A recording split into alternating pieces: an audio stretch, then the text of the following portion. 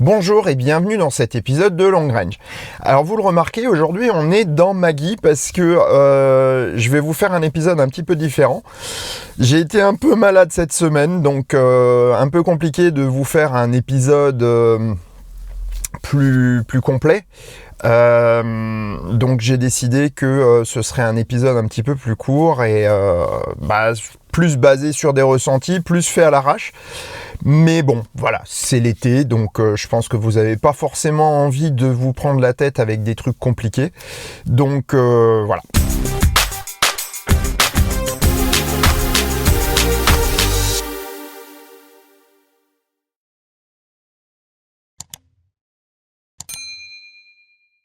Donc je vais vous expliquer le contexte. J'ai remplacé un rétroviseur et à cette occasion, Tesla m'a proposé dans le devis, alors devis gratuit bien entendu, de me remplacer le MCU parce que le MCU 1 première génération a quelques soucis de mémoire, donc en fait en bout d'un moment il fige et la mémoire en fait lâche. Donc j'avais rendez-vous pour changer le MCU pour prendre un MCU 1 de nouveau avec une mémoire modifiée qui fonctionne à long terme, et je me suis dit que si déjà démonter le tableau de bord pour changer le MCU, j'avais pas spécialement envie de voir ma voiture redémontée dans quelques mois, voire quelques années, 1 ou 2 ans, où j'envisageais de passer au MCU 2. Donc je me suis dit que j'allais le faire tout de suite. On va commencer par dire ce que c'est qu'un MCU. Le MCU, c'est l'ordinateur central qui va gérer la tablette et le tableau de bord de la voiture. C'est l'ordinateur d'infotainment, mais également qui a pour fonction de gérer pas mal des fonctions externes de la voiture, en dehors de la propulsion, mais bon, il y a des liaisons avec la batterie, etc. Donc finalement, c'est un peu le cerveau de l'auto. J'ai fait mon devis et là, première surprise, je m'attendais à une facture à 1500 € et je me retrouve avec une facture à 2000. Alors en fait, c'est lié au fait que lorsqu'on change le MCU, Tesla va changer également l'ordinateur d'autopilote. Parce qu'il est attaché, ils sont ensemble. Alors il faut savoir que si vous avez un MCU 1 avec un autopilote 1, donc les premières générations à une caméra, ça vous coûtera 1550 €. Et si vous avez un autopilote 2.0 ou 2.5, ça vous coûtera 2000 €. Parce que vous aurez l'autopilote 3.0. On va voir tout à l'heure que c'est pas forcément un avantage. Globalement, le remplacement du MCU, ça va changer quoi? On va avoir plus de fluidité dans le défilement de la carte, tout va être un petit peu plus réactif, un peu plus rapide. La dalle tactile est vraiment très très réactive par rapport à avant. On va avoir également un calcul des itinéraires nettement plus rapide, mais quand je dis nettement, c'est vraiment assez énorme. Pour aller du côté de Montauban, j'avais mis une douzaine de minutes jusqu'à ce que le MCU 1 me donne un itinéraire, alors que le MCU 2 en fait le fait en quelques secondes.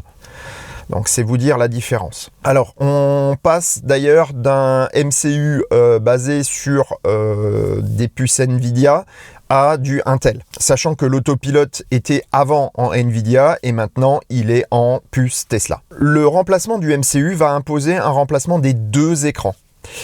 Et ça, c'est pas forcément un désavantage, parce qu'on sait que les premiers écrans ont eu quelques soucis de fuite, parce que entre la vitre extérieure et l'écran lui-même, il y a un fluide qui est une huile très fine, qui va permettre d'avoir le beau rendu qu'on a au niveau de l'esthétique. Donc ça veut dire que sur le long terme, j'ai plus de chances d'avoir des écrans qui tiennent longtemps. Donc c'était un pari sur le long terme, sachant qu'il n'y avait pas d'arrière-pensée de problème. Il y avait surtout une arrière-pensée d'avoir des fonctionnalités en plus. En termes de divertissement, j'ai gagné des jeux comme Battle of Polytopia, Cat Quest, Fallout Shelter, ou le fameux Beach Buggy Racing 2. Beach Buggy Racing 2 se joue normalement avec le volant et les pédales de la voiture. Et là, moi, je suis totalement contre. Je ne veux pas utiliser ma colonne de direction pour ça, parce que ça force sur les rotules, ça force sur les systèmes de direction. Et ça, moi, personnellement, pour moi, c'est anti-mécanique. Donc hors de question d'utiliser ça, et je suis donc passé à la manette. Alors j'avais une manette ancien modèle, un vieux modèle de manette, et je me suis retrouvé bien embêté parce que elle n'est pas reconnue par la voiture. Donc j'ai acheté celle-là. Ouais. Elle est bien reconnue par la voiture. Par contre, aucune des commandes ne fonctionne. Donc là, je suis un peu vénère. Et pourtant, j'avais regardé sur les forums, savoir si c'était compatible. Et en fait, bon, on me disait que tout ce qui était Xbox 360 ou Xbox One, c'était bon. Celle-ci est compatible Xbox 360, Xbox One ou PC. Parce que sur mon PC, ça marche très bien. J'ai pas réussi à la faire fonctionner dans la voiture. Donc je vais la garder pour mon PC, mais voilà, je suis un peu déçu. Donc j'en ai commandé une chez ACC qui n'est pas encore arrivée, mais voilà, et qui, elle, a été certifiée comme étant compatible avec la voiture. Donc les jeux, oui, c'est bien. Moi, j'en ai pas vraiment l'usage. J'ai juste envie de l'utiliser un petit peu, mais en déplacement, en superchargeur, mais bon, voilà. Globalement, pas super satisfait de ce truc. Deuxième chose que j'ai récupéré, c'est le théâtre. Le théâtre permet d'avoir Netflix, YouTube, Twitch ou les tutoriaux Tesla. Moi, j'ai un premier problème, c'est que Twitch, je suis abonné, mais je ne m'en sers pas. Netflix, je suis pas abonné. Par contre, YouTube, dès que je veux me connecter, me dit non, pas question de te connecter parce que l'ordinateur ou le navigateur n'est pas certifié. Très énervé sur ce coup-là parce que voilà, moi ce que je voulais c'était pouvoir avoir mes playlists. Alors je voulais pas forcément voir mes propres vidéos, mais ça m'aurait permis d'avoir mon historique, d'avoir mes vidéos à voir, etc. Enfin tout ce que j'enregistre. Donc allez, je réessaye un coup, mais il y a peu de chances que ça fonctionne. Donc j'ai le bon mot de passe, j'ai tout ce qu'il faut.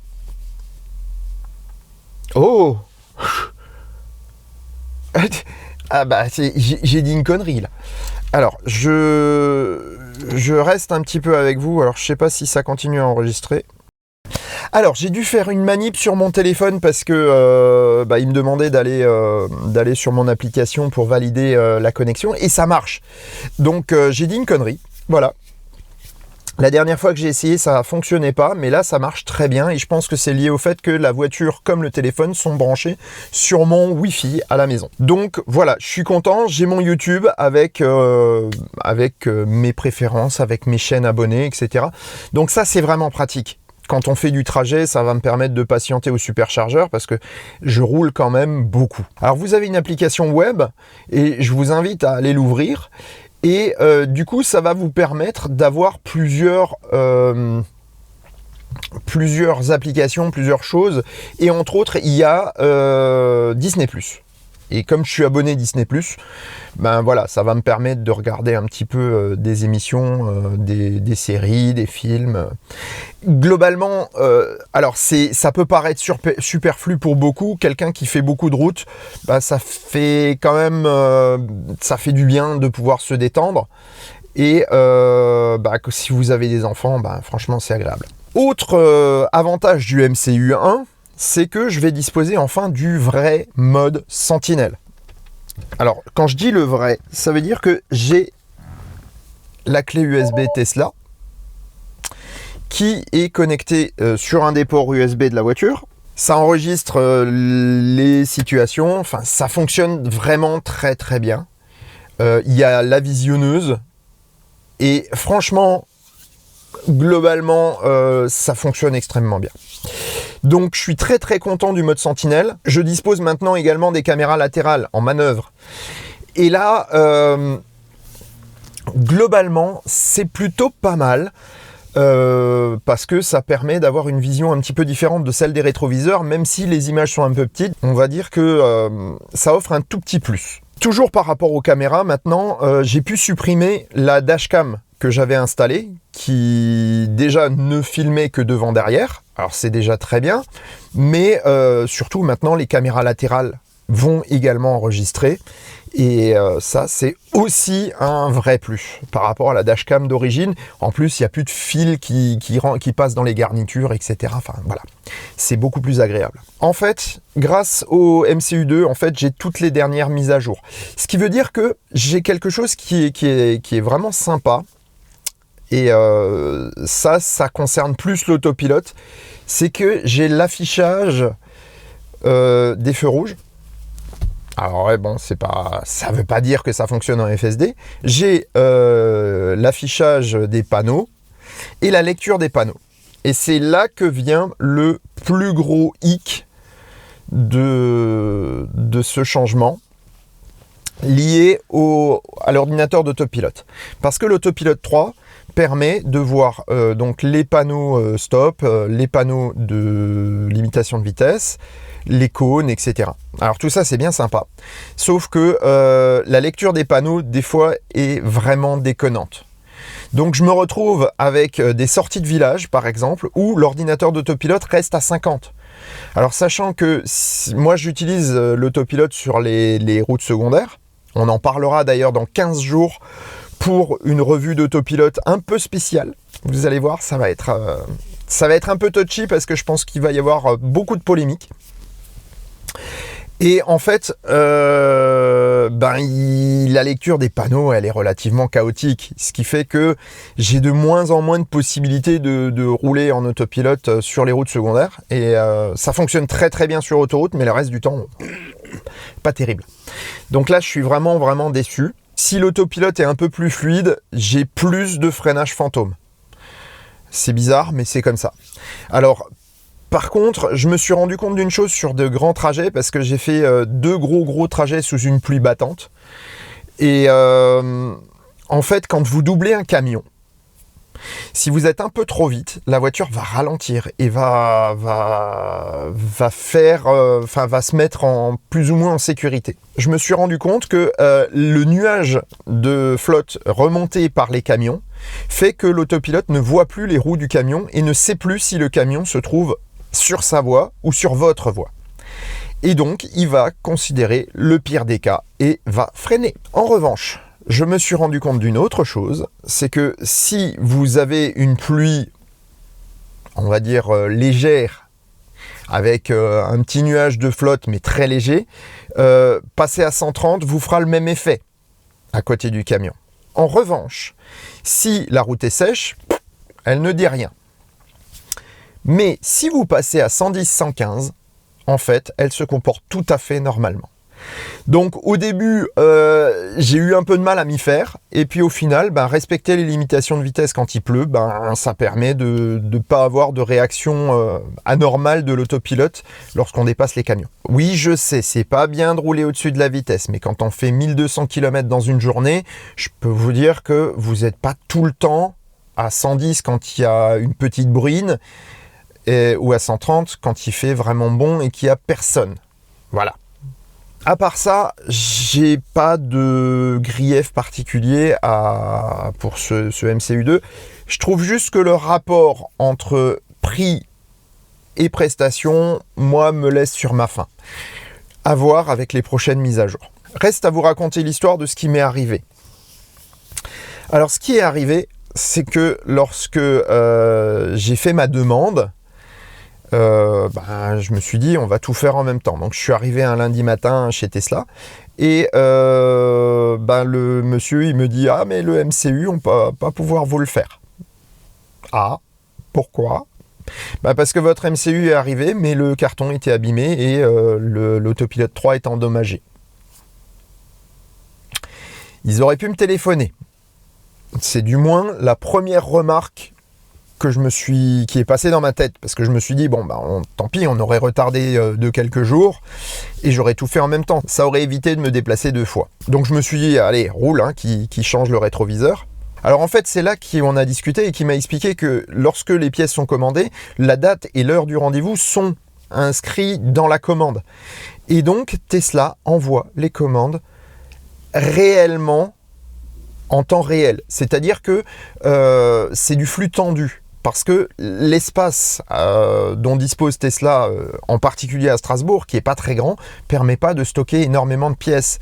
Et comme il y a de plus en plus de voitures, eh bien, ils vont stocker les pièces le moins de temps possible. Donc les pièces doivent arriver le jour de rendez-vous. Et là, du coup, ça nous donne ce genre de situation. Clairement, ils ont eu le problème tard dans la matinée. Donc, ce qui veut dire que s'ils m'avaient appelé, moi, j'aurais reporté. C'était évident. Parce que mon rétroviseur fonctionnait très bien. Seul détail, c'est que quand il fait frais, il s'ouvrait pas bien. Voilà.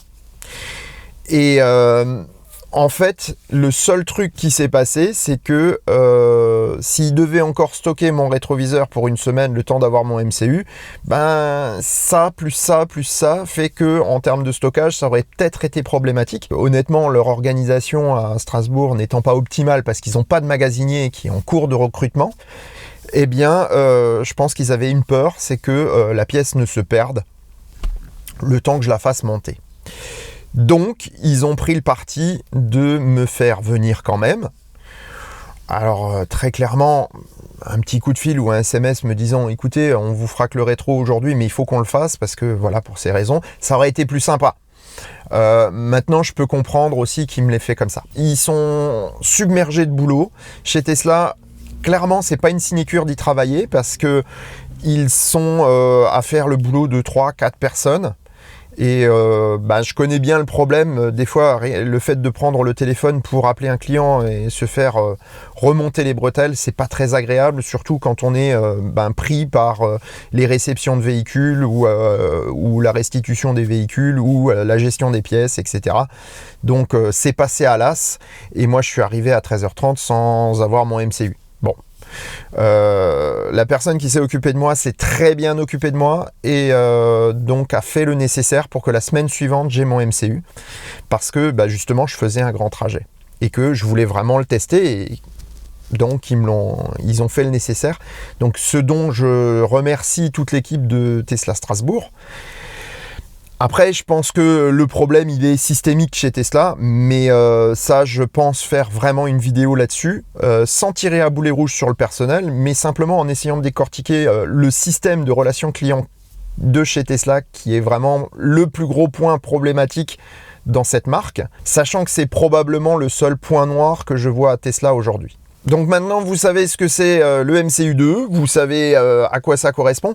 Pour ceux qui voudraient le changer, si aujourd'hui vous avez un MCU 1 de première génération en 3G, n'hésitez pas, plutôt que de convertir en MCU 1 4G, passez directement au MCU 2. C'est pas la différence de prix qui va faire bouillir la marmite. Et franchement, passer d'un MCU en 3G, le tout premier, le lent, ça va vous donner vraiment une meilleure définition d'écran au niveau de l'écran des instruments et une meilleure réactivité au niveau de l'écran central. Voilà. Alors pour ceux par contre qui ont des MCU 1 avec de l'autopilote 2.0 ou 2.5, ça se discute. Honnêtement, si j'avais su ce que j'aurais et comment ça fonctionnerait, j'aurais peut-être pas fait le saut. Mais bon, j'en sais rien en fait. Voilà, vous savez tout sur le changement du MCU dans ma Model S.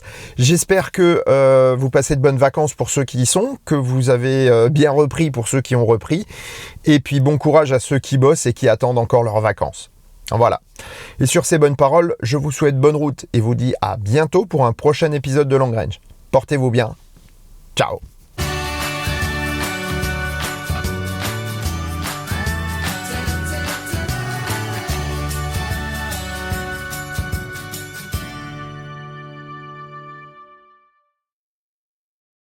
Pour les trolls, j'ai bien sûr laissé mon joint qui est pas tout à fait jointif mais qui fonctionne très bien et je pourrais le régler en 3 secondes quoi. Hein. Alors tiens d'ailleurs, je vais même encore faire chier tout le monde avec mon joint, c'est que je vais le mettre comme ça. Voilà. Alors vous avez vu, hein, en 3 secondes, on règle un problème de joint qui... Ah mais c'est de la finition Tesla. Donc ça évitera de faire parler les... Hein, bon, je dis pas de mots, mais voilà.